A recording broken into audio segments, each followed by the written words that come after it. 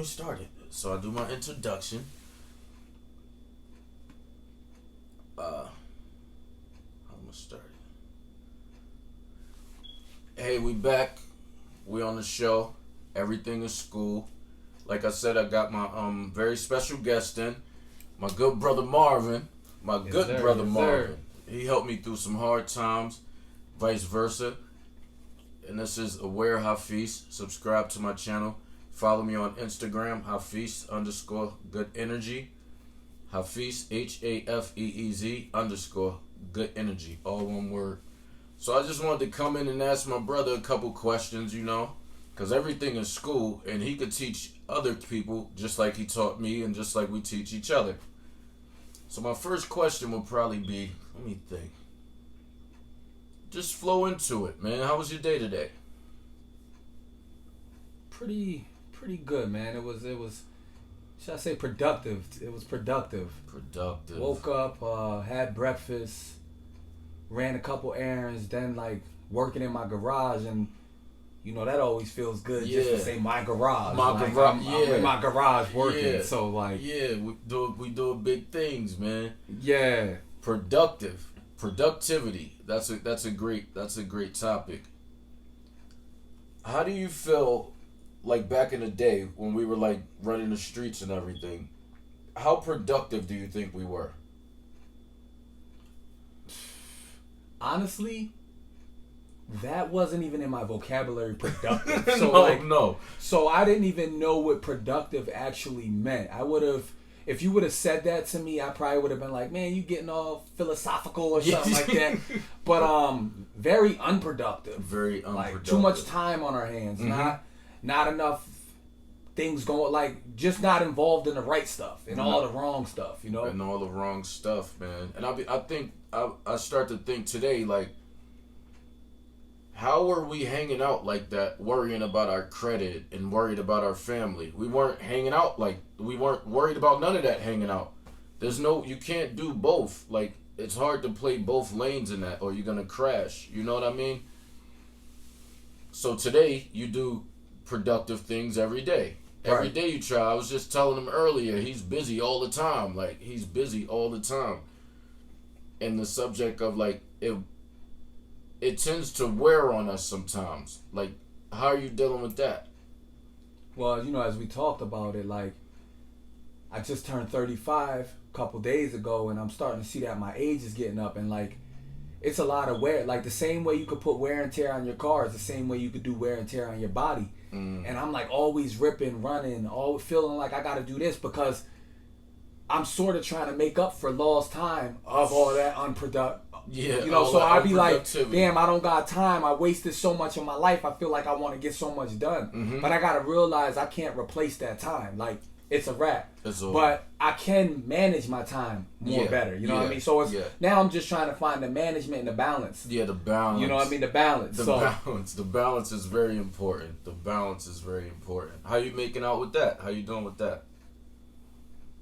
Like you said, school. I'm learning as I'm messing up. I'm learning as my body aching. I'm learning as I get somewhere and I'm late. Or I told the kids I'm going to be in there and watch TV with them, but I'm 2 hours late. And so I'm learning from the disappointments, from the setbacks. Yeah. So it's I can't really say I'm learning as I'm going. You know what I mean? Yeah. It's definitely it do be them setbacks, man, and we learning every time. Right. Every time we gotta learn, man. And it's just oh shoot. You shot. It's live. We gonna keep going. Going, man. Forget Absolutely. it. Let's keep it. Real My bro got me a little tiny bit nervous, man. I'm trying to compose myself here. So just with learning every day, that could be it's a process, man. It gets discouraging too. Just going through these problems ourselves, and not having somebody to push us through them. It's is a hard thing to deal with. How do you deal with it? It's funny you say that because it is the other day I got real upset and I was learning a new lesson and I don't have like my plumbing issue. Yeah. So like I got the home, you know, I'm so happy about the house and it's beautiful, but now I'm learning about areas in the house that can break and things that need repairs, and so I'm learning that. But in the process of learning, some of these are big hits. Yes. To where I never dealt with some of these issues before. So and today I don't go run to a L when I get stressed. I don't run to a bottle. I don't have nothing to run to. So I'm dealing with life as soon as life shows up with the best tools that I have. And sometimes, you know, like I got to a point where I was ready to cry because like that's how upset I got. Yeah. Because I didn't have nothing to run to. I'm not gonna go out and just sleep with some random girl like I used to try and fill that void. I gotta handle that. Gotta handle it. You know, it's tough, but it's worth it. Yeah, it is. It's very tough. That is something that we need to talk about right there. Dealing with life soberly is crazy. Really is though. Like people see us and they act like it's an easy thing to do, like not to have a drink. Like, what was like the latest thing that you went through to where you was like, yo, like even thought about it? I know we're not gonna do it, but that you thought about it, like. I would have to say New Year's. This New Year's was rough for me. Yeah. And you know, I'm going on 6 years, I believe, and the other years weren't as tough as this one. But I think because of where I was at mentally this New Year's, I wasn't in like a real. And we gotta understand we're in the middle of a pandemic, and you know what I mean, the bills and things happening, and the kids not being out. So there's just a lot playing on my mind. Yeah. And then when I went out on New Year's, the scene was more attractive than what it usually is. Like I'm seeing the laughing, the joking, and part of me was like, you know what I mean? I wanna experience that again real quick. I feel like, you know, the thoughts is telling me, hey, you know, Marv, you won't go back to the old ways. You can handle it more. You know what I mean? You're better. You're not like that anymore. Yeah. But then I had to remember, I'm like, nah, like I got too much to lose today, and I come too far to like throw that all away. You know, I'm a great father today. Yeah. You know, and I don't want to have to hide from my kids because, you know, they used to me living a certain way now. Yeah. So now if I start playing with the alcohol or start playing with that means I got to stay away from them. Mm-hmm. And then that's going to create a barrier. Yeah. You know, man, where's Dad at? Damn, you stayed out all day? I don't normally do that. It's a snowball. Yeah. It's a snowball effect, man. And that's just, this is a great topic. Like, just, I'll share my quick story about New Year's. It was New Year's, the same thing.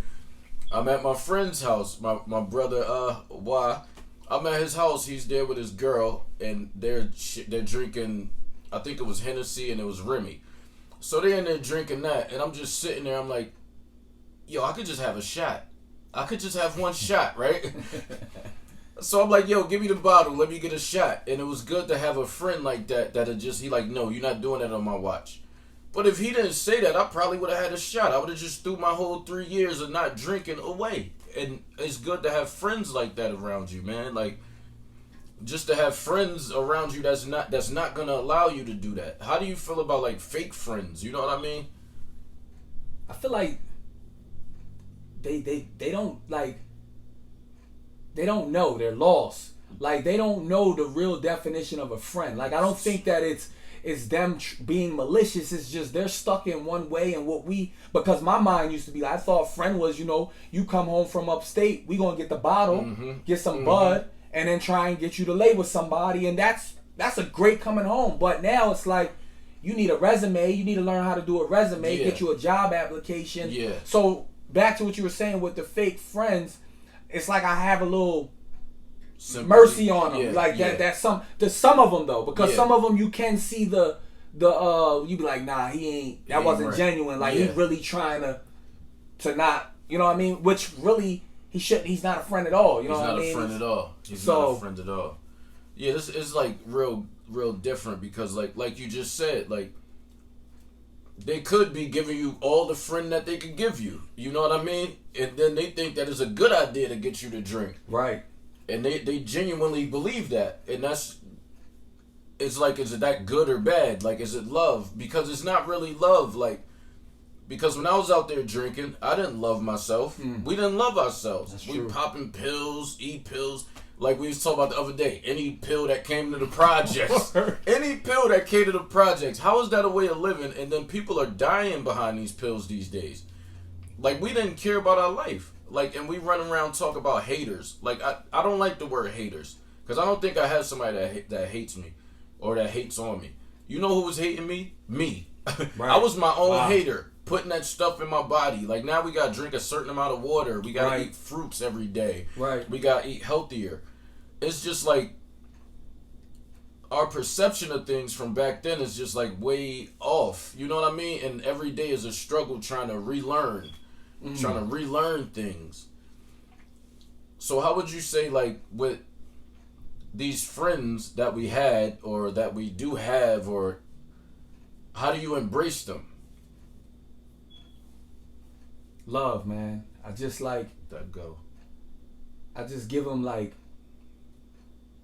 unconditional love, but with boundaries, if that makes sense. Meaning, like, you know, you can't just come, we cool, you can't just come in my house and then just start rolling up on my counter.